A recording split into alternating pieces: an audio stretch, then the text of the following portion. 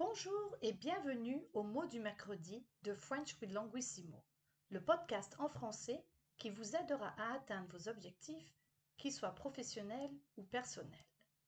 Je m'appelle Vanessa, je suis fondatrice et PDG de Languissimo.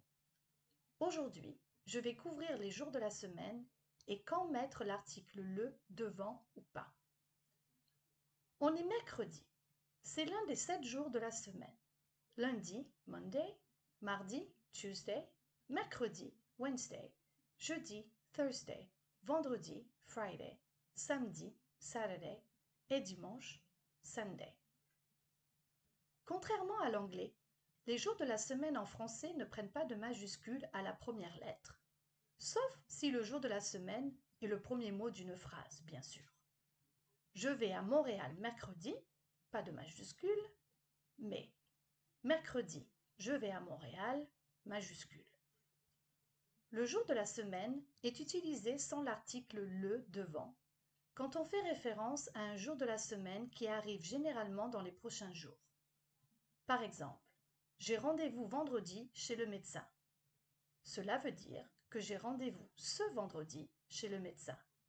L'équivalent en anglais est on Friday.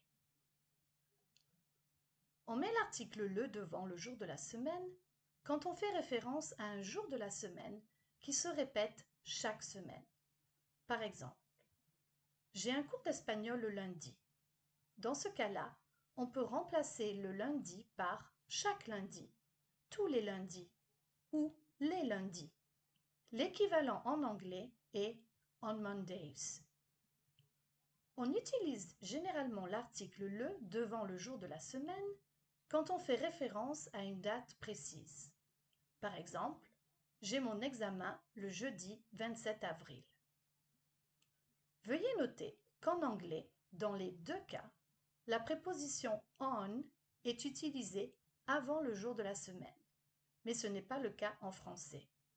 L'utilisation de l'article le avant le jour de la semaine dépend du contexte.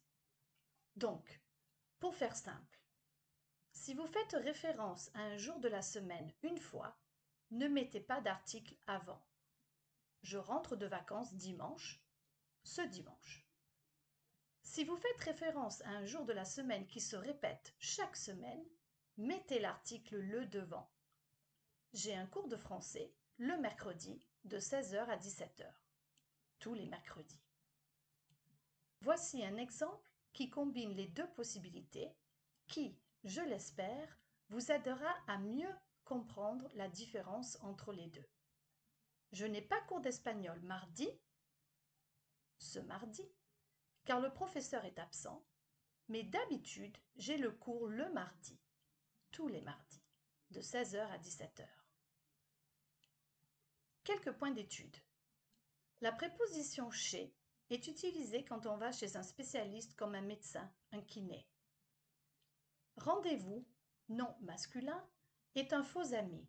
Il veut dire appointment en anglais, alors que rendez-vous en anglais est traduit par rencard, nom masculin familier, ou rendez-vous galant, nom masculin plus formel en français.